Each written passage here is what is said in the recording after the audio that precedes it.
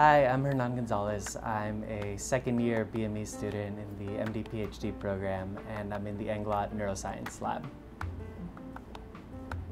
So the training grant consists of both clinical and coursework, where for the clinical work you go into the operating room with a surgeon, usually in a specialty that you are also interested in or that your research is in.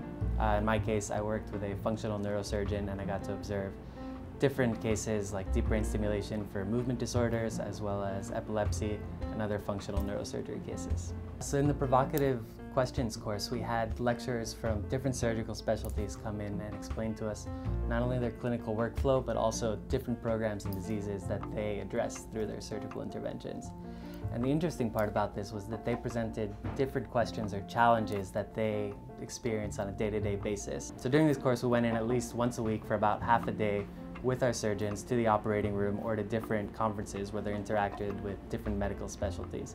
This allowed us to gain a little bit more clinical context for the research that we do here in VISE. So Dr. Miga and Dr. Labadie have both been extremely helpful as successful grant writers, mentoring us not only in clinical research, but also in grant writing formats and mechanisms to fund your research. The advantage of this training grant is it allows you one-on-one time with a surgeon in your particular field.